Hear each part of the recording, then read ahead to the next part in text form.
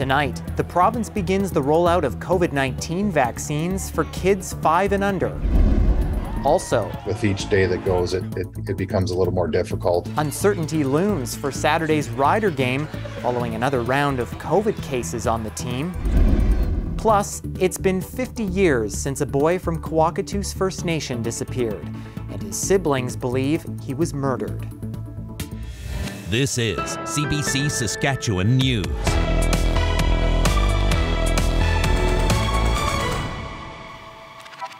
It is Wednesday, July 20th, and the CBC Saskatchewan News starts right now.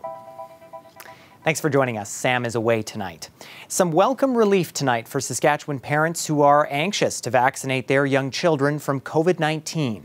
Thousands of Moderna doses for children 6 months to 5 years have arrived in the province, but the first doses will go to those who need it most. Laura Sharpaletti has that story. It's what many parents say they've been waiting for. Some of the youngest children in Saskatchewan will soon be protected against COVID-19. The province will start rolling out COVID vaccines to children 6 months to 5 years old this week. But the province says it only has 13,000 doses of the Moderna vaccine for kids. The government says immunocompromised children are first on the list. Parents of these children will be able to book appointments beginning at 8:45 a.m. by phone Thursday morning. Then, on Friday, it opens up to parents and guardians of all children between the ages of 6 months and 5 years. Saskatchewan's Deputy Chief Medical Officer is urging all parents to get their young ones vaccinated. She says COVID-19 is still a risk. Fortunately, the majority of children with COVID-19 have mild or asymptomatic disease, but some children, even those previously healthy, can get severe disease and require hospitalization. In addition, children who have had COVID-19 disease are at risk of multi-system inflammatory system in children, or MISC, and post-COVID condition, and vaccination does protect against these serious outcomes. Like many new parents, the pandemic has been hard on Darren Yanko. He has a 2-year-old son who he says he's worked hard to keep clear of COVID-19. Yanko says he'll be booking an appointment first thing Friday morning. It is like a little bit of a double-edged sword in the sense that, it's very, very exciting that he's going to be eligible and get his vaccine soon. Very, very frustrating in comparison to, say, even myself. I've had 3 doses already, and I think my first dose was like May of 2021. So, we've had protection for over a year, and the little ones have been, forgotten about to a point. Yanko says the province left little protection for children by getting rid of vaccine and mask mandates. The SHA says it will need approximately 35,000 doses to meet the demand. That's based on data from previous vaccine uptake among children in Saskatchewan. Once appointments for the 13,000 doses are filled, appointments will be paused until vaccine supply is delivered. Laura Sharpaletti, CBC News, Regina. Well, what started as a single COVID case more than a week ago has turned into a serious problem for the Saskatchewan Roughriders. COVID-19 has raced through their locker room to the point that Saturday's game against the Argos may not happen. The first case of COVID surfaced the day before the Riders left for Nova Scotia last week. 2 players and a staff member tested positive. The entire team was then tested, but the rest came back negative. That is, until the day of the game, Saturday, when a player arrived at the stadium showing symptoms. He was scratched from the lineup. In total, 5 staff and 13 players have tested positive, and 10 of those players are still in different stages of the CFL's COVID protocol. The Riders have cancelled 2 practices this week. General Manager Jeremy O'Day says barring any more positive tests, they would still be able to field a team for this Saturday's game. What's important is that we don't have more cases that are coming, right? So I think that there's a chance that if we don't have any new cases tomorrow, that there may be an opportunity for us to practice. We're certainly keeping the medical staff and the medical crew that we're dealing with from the league level up to speed, and that's the idea. Is hopefully we can get a turn where we don't have any positive cases. Is it still possible? It's still possible, but with each day that goes, it becomes a little more difficult. And then the bigger question is have we seen the end of it, or are we still going to continue to get more cases? Because obviously, if we get cases now, those players are ruled out to play on a game in a couple of days, right? So it's kind of a fluid situation that we're dealing with, and we are getting down to some pretty important timelines here. And if you're thinking things can't get any worse for the Riders this month, receiver Duke Williams has been suspended for 1 game for his pre-game helmet throwing incident last Saturday. RCMP have charged a man with assault in relation to an attack on a man in Battleford that we told you about last night. Where are my bats? Where are they? Where are my bats? Surveillance video shows a man attack Colby Tutusis, who was returning a trailer to his friend's house on Sunday. A man yells at Tutusis, then punches him in the face. The man then pulls his braid and knees him in the face. Tutusis, who is from Poundmaker Cree Nation, says the man was searching for some stolen items. 2 other men stood and watched the attack. Indigenous leaders said it was a racially motivated attack and called on RCMP to lay charges. RCMP now say 46-year-old Adam Lesmeister from Battleford was arrested last night and charged with a count of assault. He'll appear in North Battleford Provincial Court on August 22nd. And Crown prosecutors are requesting an 18-month sentence for Travis Patron. Patron is the former leader of the now defunct Nationalist Party of Canada. Last month, he was found guilty of assaulting 2 women in Regina in November of 2019 and causing them bodily harm. Crown prosecutor Ryan Snyder says Patron has been in custody since March of last year, so no additional time would need to be served. You have to have a look at the case law and the like. I mean, we are asking for 18 months, which is fairly close to the top end for assault caused bodily harm. It's still a relatively minor criminal record, so you have to have a look at that and make the submission to the court as to what you think is appropriate. And it seemed, in our opinion, that 18 months was an appropriate sentence. The Crown is asking Patron's DNA to be added to a national database, as well as a 10-year prohibition from firearms. Judge Bev Klatt has moved the sentencing date to August 23rd as she reviews the victim impact statements. It's been 50 years since Kenneth Kay went missing from the Kwakatus First Nation. Kay was just 15 when he was last seen on Treaty Day in May of 1972.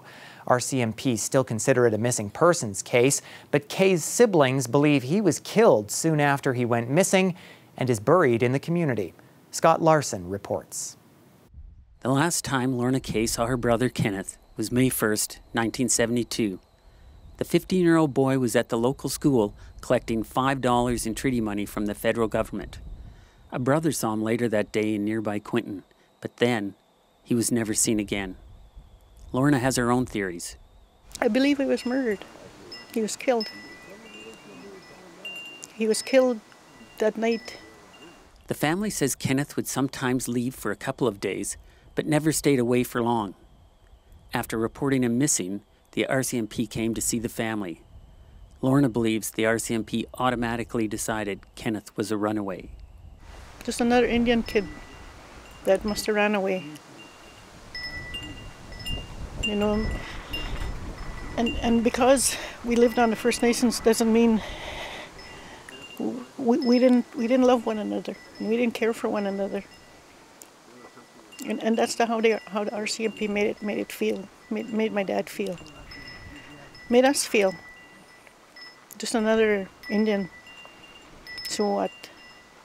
In 1988, the RCMP came back onto the Kwakatus First Nation to search for Kenneth.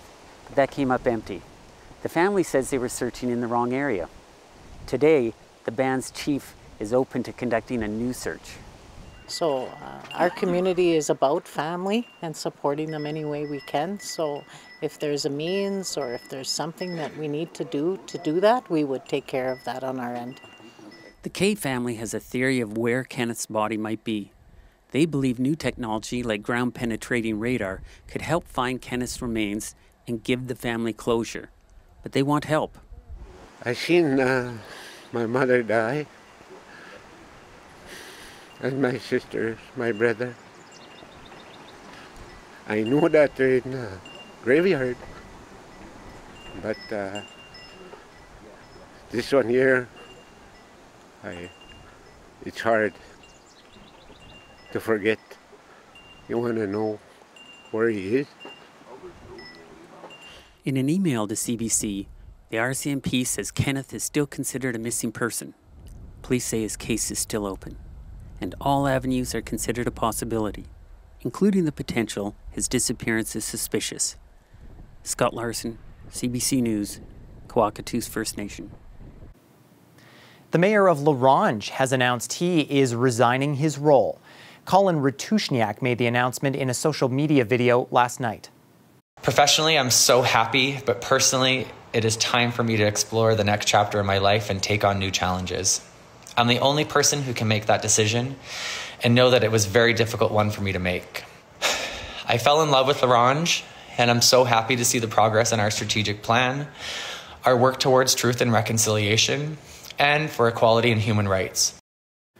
Ratushniak moved to La Ronge in the spring of 2019. He became mayor less than 2 years later. A pilot by trade, he says he's accepted a job with Flair Airlines. Ratushniak is set to leave the community early next month. La Ronge's deputy mayor is expected to assume mayoral duties until a by-election can be held. An archive in Rome is revealing secrets of the residential school system. Never before seen photographs from the institution have been discovered within the walls of a Roman Catholic order. Those photographs include images of the gravesite at Cowessess First Nation here in Saskatchewan. Olivia Stefanovich reports. Almost 5 decades after Evelyn Korkmaz left St. Anne's Residential School, she still waits for accountability. The worst crime a person can commit is to take a child's innocence away. The clues she searches for may be kept in a Roman Catholic archive, located just a 5-minute drive from the Vatican, searched for the first time this month by a Canadian researcher for residential school records. What I did find that was, I think, fairly golden was a set of about 1,000 black and white photographs in the photo series that were sent by priests from various schools in Canada in the early 20th century. Never before seen photos that haven't yet been made available, stored deep within 200 years worth of documents. The very fact that I was given access to that is a result of the discoveries from 2021 of unmarked gravesites. I think if that hadn't happened, if a bright light had not been cast on the order itself, I don't know if we'd be having this discussion today.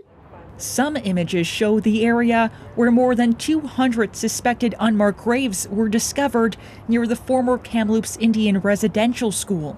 There's also photos of the cemetery site in Cowessess First Nation, where 700 potential graves were found without markers. It's good news that the photos exist and that they have been brought to light.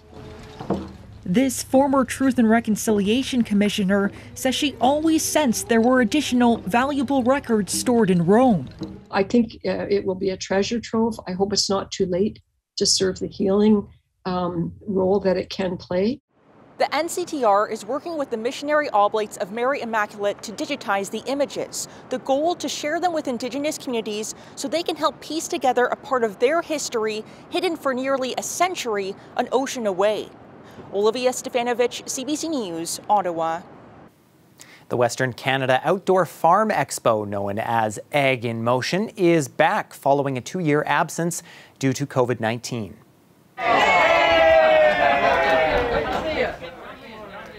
The federal agriculture minister joined some of her provincial counterparts at the show near Langham today.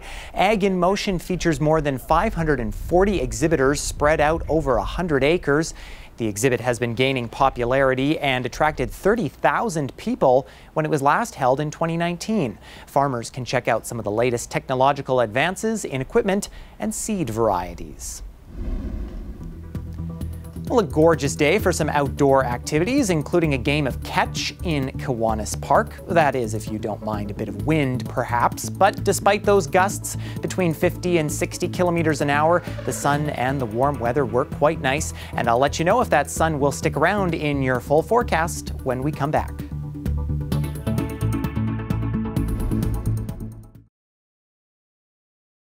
This weather update is brought to you by Capital Ford Lincoln. The exclusive export event is back.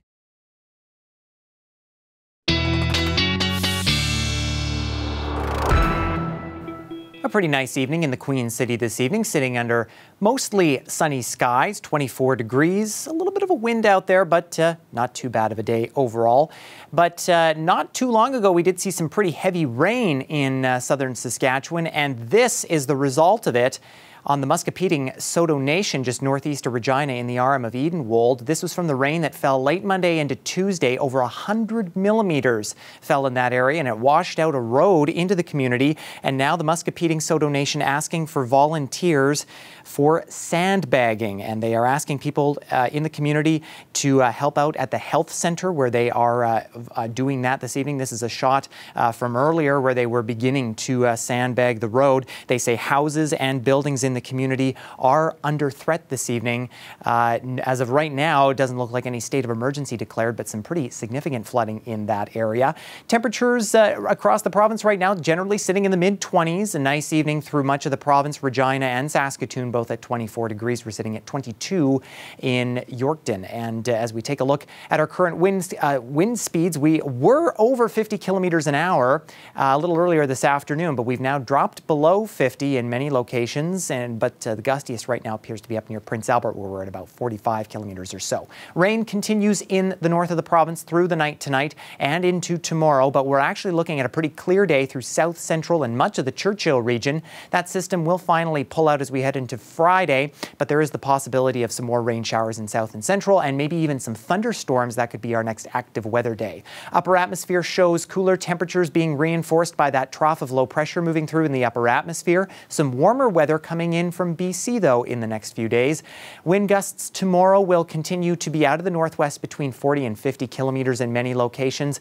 But on Friday, we should get a bit of a break, save for any thunderstorms. Our fire risk, though, in south and central is increasing, especially in east central Saskatchewan. But thankfully, with those rain showers that are moving through the north, it looks like the risk there is dropping off. And that is good because we do have some active fires in especially the Churchill region. 74 right now, 9 of those uncontained, and we are just over the 5-year average. Many of those in the Creighton and Flin Flon area where there is a fire ban in effect. No evacuation or air quality statements there, but we'll keep an eye on that one. Next few days in Regina, not too bad. A little gusty as we head through tomorrow with a daytime high of 27 under mostly sunny skies. Showers again possible Friday, and maybe some thunderstorms in there as well, but mostly sunny conditions and temperatures just slightly below average for this time of year. Saskatoon, also a nice day tomorrow, getting close to 30 degrees. Humidex won't be too bad, though, so that will be, you'll actually get to enjoy that high of 28, and temperatures will be generally in the mid-20s as we head through the remainder of the week and into next week.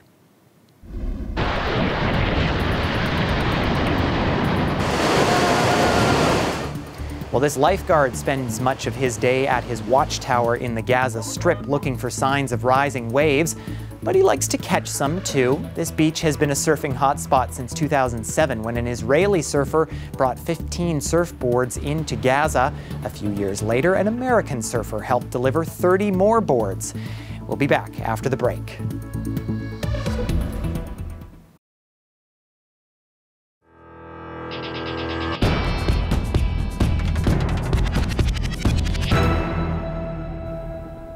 Some breaking news now. The Parole Board of Canada has granted day parole for 6 months to the truck driver who caused the deadly Humboldt Broncos bus crash. The board says Jaskurit Singh Sidhu will get full parole after that period if he follows conditions. Sidhu pleaded guilty to dangerous driving in the 2018 crash that killed 16 and injured 13. He was sentenced to 8 years in prison. Well, the extreme heat is building in Europe, and so is the struggle to cope. After 2 days, the record-setting heat has broken in the UK, and the country is now dealing with the aftermath. Yesterday was the busiest day for the fire service in London since the Second World War. The London Fire Service received more than 2,600 calls yesterday. On a normal day, it would get about 350. And fire has become a major problem as Europe continues to bake. Hundreds of firefighters have been called out to battle flames in the northern suburbs of Athens. Several neighborhoods have been evacuated, and it's the latest area to be hit by wildfires. France, Portugal, and Spain are also suffering through an intense wildfire season that's being driven by the heat, high winds, and dry conditions.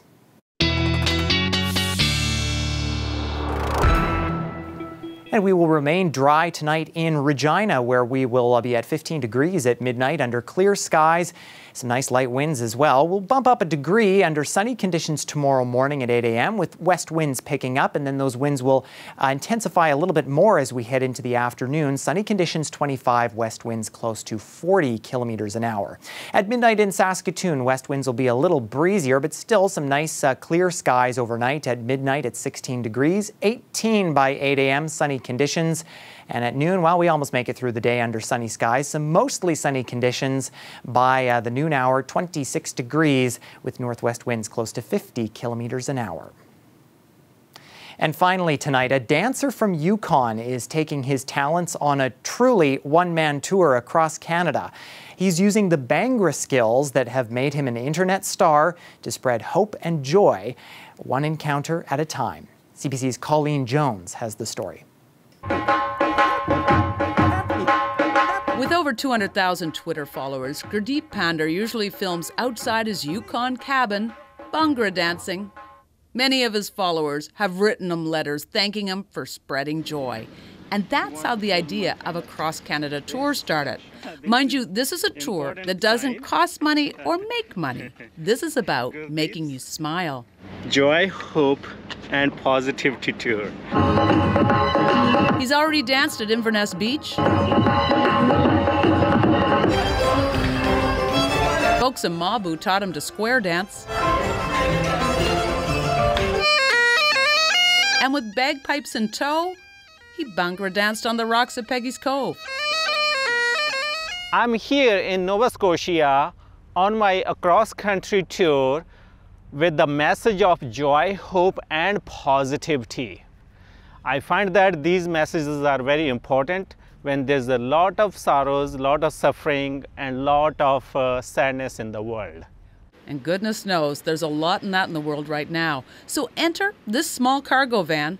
I'm happy that I found room, a corner for every single thing, like for my place to make food. It's a little more rustic than the hashtag van life trend, but he's going coast to coast in this. For laptop. With solar lights on top, a battery to store some power so he can charge his laptop and camera, and on location, like here at Point Pleasant Park, he can film a new dance. Bree Skinner's visiting from British Columbia. She instantly recognized Gurdeep.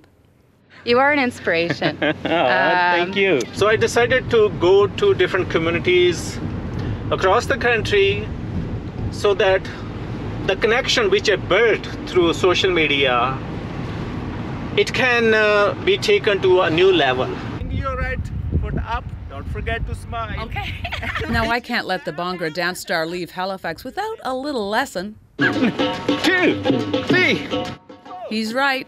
I do feel happier. Happy, happy, happy. Colleen Jones, CBC News, Halifax. And Gurdeep Pandar will be making his way west through the summer, so stay tuned for a potential appearance here in Saskatchewan. And that's it for us tonight. For news anytime, head to our website. Glenn Reed and I will be back with more at 11. Until then, have a good night.